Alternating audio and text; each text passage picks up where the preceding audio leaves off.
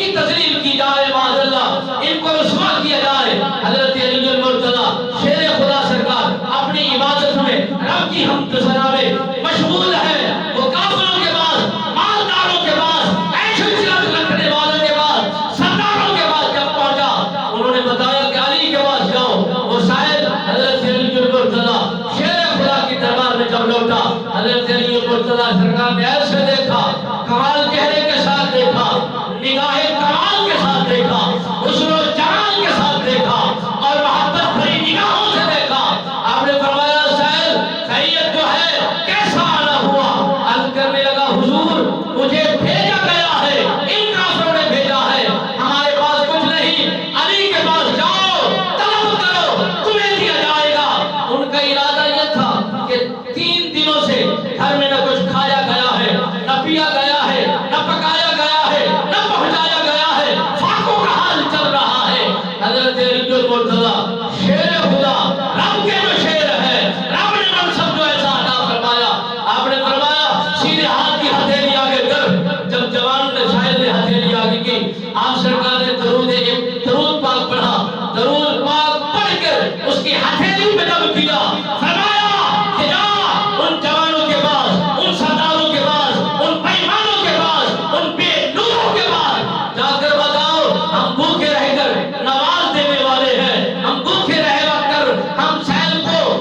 کا مسئلہ حل کر دینے والے ہیں۔ ہمارا منصب اتنا اونچا ہے، ہمارا مقام اتنا اونچا ہے، ہماری بلندی اتنا اونچی ہے، ہم کسی سے مانگنے والے نہیں، ہم بھوکے رہ کر نوازنے والے ہیں، ہم تو جھولیاں بھر دینے والے ہیں۔ جب اس جوان نے دیکھا کہ میری ہاتھ کی ہتھیلی پر دم کر دیا گیا ہے، درود پڑھ دیا گیا ہے، کچھ پڑھ کر پھونک دیا گیا ہے، حضرت علی المرتضی شیر خدا سرکار نے فرمایا اس ہتھیلی کو جا کر کے ان سرداروں کے سامنے کھولنا ہے اور انہیں پتہ چل جائے کہ ہماری شان کیا ہے، ہمارا منصب کیا ہے، ہمارا رتبہ کیا ہے، اللہ کے حضور ہماری بلندی کیا ہے۔ حضرت علی المرتضی سے نوازا گیا وہ شاعر جب پہنچا ان سردار قبیلہ کے پاس، جب ان کے پاس پہنچا تو انہوں نے پوچھنا کیا علی نے کیا دیا ہے، علی کیا دے سکتا ہے؟ سردار بھی ہم، قبیلے کے عائشہ رئیس بھی ہم، مالدار بھی ہم، نوازنے والے بھی ہم، وہ تو کئی دنوں سے فاقوں میں ہے، وہ تو کچھ کھا ہی نہیں رہے، ان کے پاس کچھ پینے کے لیے کچھ نہیں ہے۔ اس جوان نے اس شاعر نے جب ہاتھ کی ہتھیلی کو کھولا تو کیا دیکھتا ہے؟ درہم سونے کے موجود ہے، دینار سونے کے موجود ہے، ساروں کی آنکھیں پھٹی پھٹی رہ گئی، سارے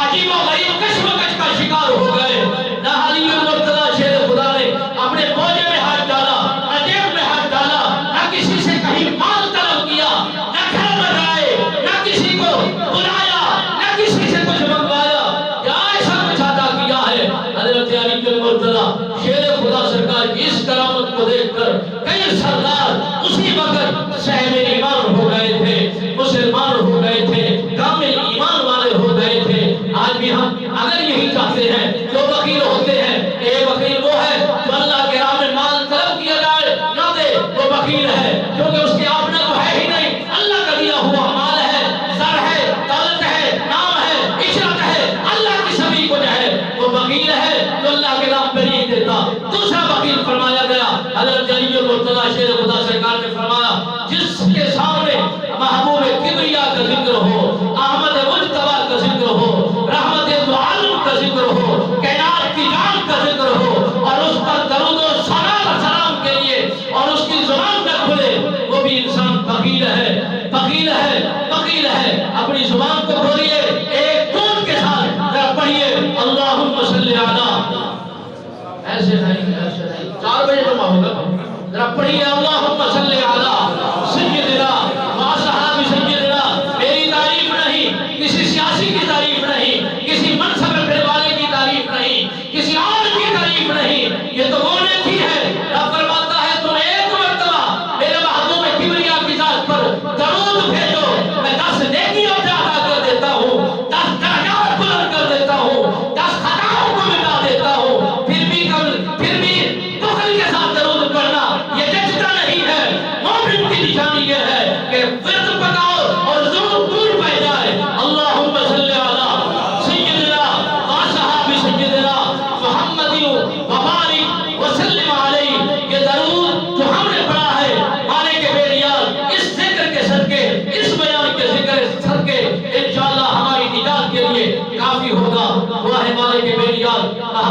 مصطفیٰ کی ذات پر والہانہ محبت کے ساتھ پیار کے ساتھ لگن کے ساتھ بار بار درود و سلام کے بجائے پیش کرنے کا جذبہ سلیقہ عطا فرمائے آمین ثم آمین وما علینا